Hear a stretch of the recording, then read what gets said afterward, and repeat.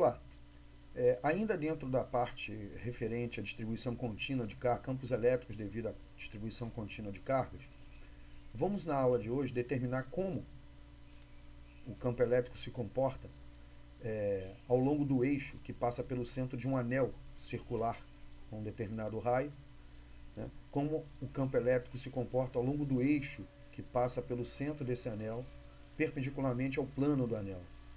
Então usaremos a mesma estratégia para se determinar campo elétrico a partir de elementos de carga dessa distribuição.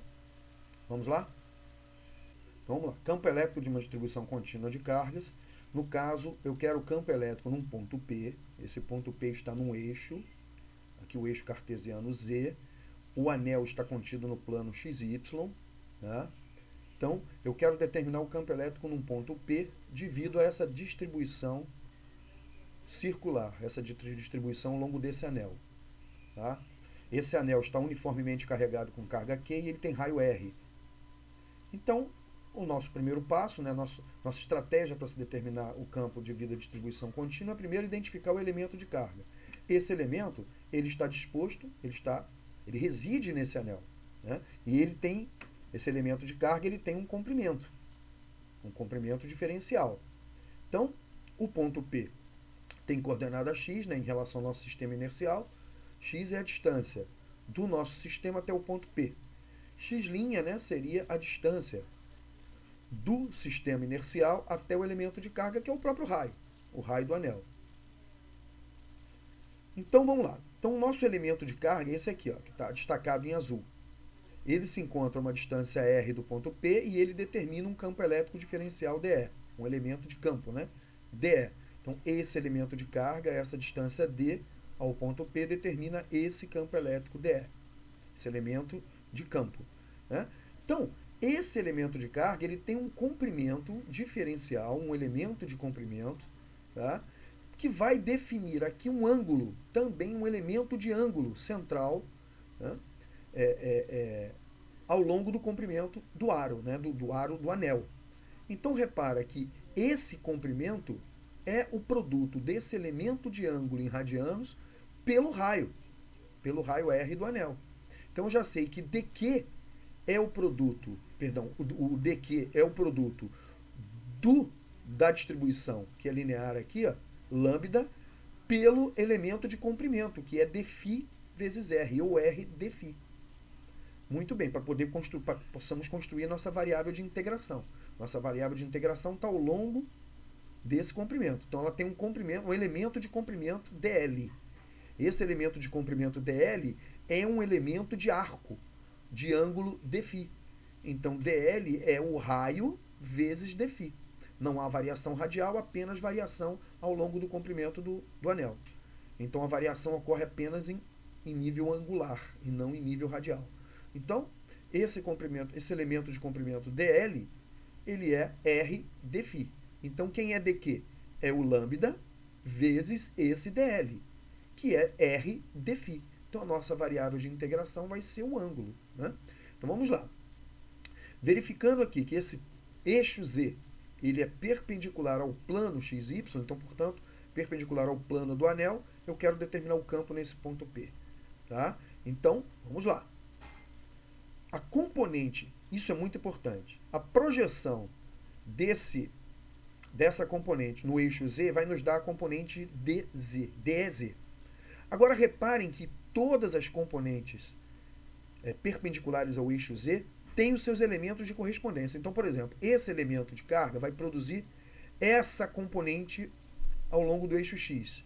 Um outro elemento diametralmente oposto vai produzir esse campo elétrico DE com essa componente na direção X. Então, se somarmos ao longo de toda a extensão do anel, essas componentes na direção X vão se cancelar mutuamente, restando apenas a componente na direção Z.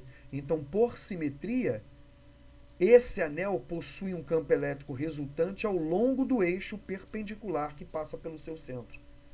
Perpendicular ao seu plano que passa pelo seu centro. Tudo bem? Então, quem é DZ? DZ é a componente Z de DE. Então aqui pela trigonometria vemos que essa componente tem módulo igual ao cateto adjacente a θ. E o DE é a hipotenusa, né, desse triângulo, desse microtriângulo aqui, né? Então quem é DEZ é DE cosseno θ. Tá? Já deu para perceber que o cosseno θ é o cateto adjacente, né, dividido pelo módulo da hipotenusa.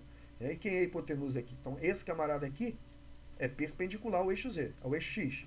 Então, o eixo X e o eixo Z eles são perpendiculares entre si.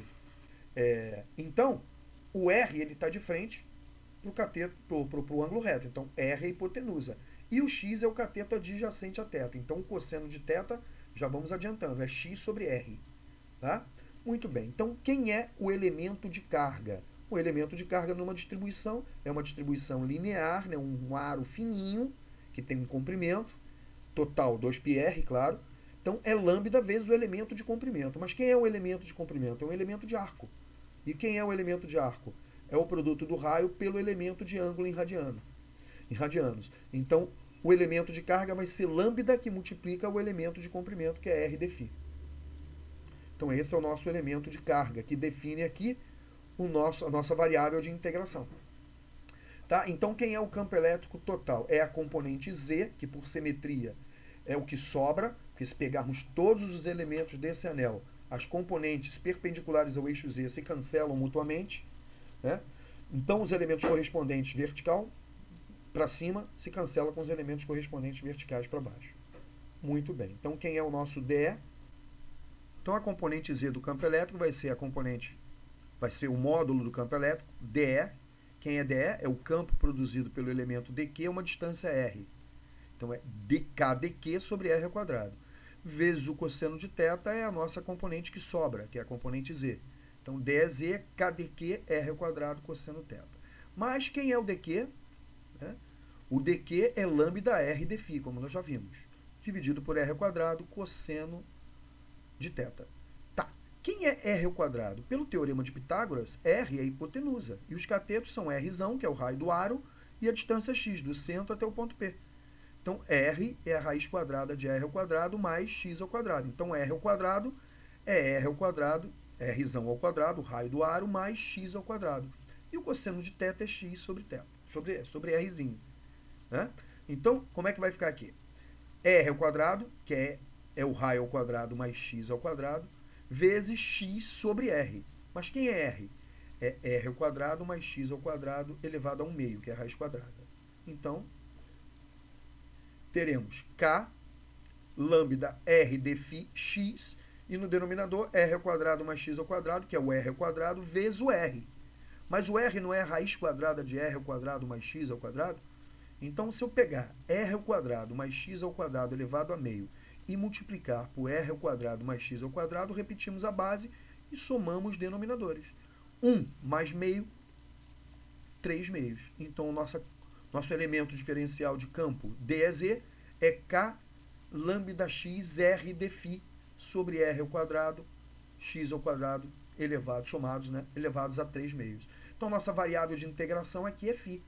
Bom, para eu varrer todo o anel, eu vou integrar de φ igual a 0 até φ igual a 2π, quando eu completo uma volta. Aí eu consigo varrer todos os elementos de comprimento ao longo do anel. Então, tudo isso daqui pode sair da integral, porque a nossa integral é apenas em φ, e não existe nenhuma função de φ aqui. Então, a integral de dφ de 0 a 2π vai dar φ, 2π menos 0, 2π. Então, o nosso campo é Z ao longo, a nossa componente Z do campo vai ser 2π K lambda x vezes R, sobre R ao quadrado mais x ao quadrado elevado a 3 meios. Lembrando que lambda é a carga distribuída pelo comprimento do anel, o anel de raio R tem comprimento 2πr. Substituindo lambda por Q sobre 2πr, repara que eu tenho um 2πr no numerador, com um 2πr no denominador, né? Tenho 2πr aqui em cima e 2πr aqui embaixo. O que vai sobrar aqui em cima? Kx vezes Q sobre R ao quadrado mais x ao quadrado elevado a 3 meios. Então, esse é o campo elétrico ao longo de um eixo perpendicular ao centro de um anel, né, de um aro, uniformemente carregado com carga Q, num eixo perpendicular ao seu centro, a uma distância x. Tá? Então, esse seria o valor do campo elétrico, que por simetria só existe ao longo do eixo Z. Todas as outras componentes se anulam mutuamente por simetria, pois cada elemento correspondente de um lado vai gerar uma componente x, que é anulada pela componente x do elemento correspondente do outro lado. Muito bem. Então, lembrando que K é 1 sobre 4πε0, esse é o campo de um anel uniformemente carregado num ponto a uma distância x do seu centro, sendo que esse anel tem um raio R. Bom, como desafio, pensem na situação de x muito próximo aqui do centro. Quer dizer, x sendo muito pequeno aqui, ó, próximo do centro. E o outro extremo, se x for muito maior que R.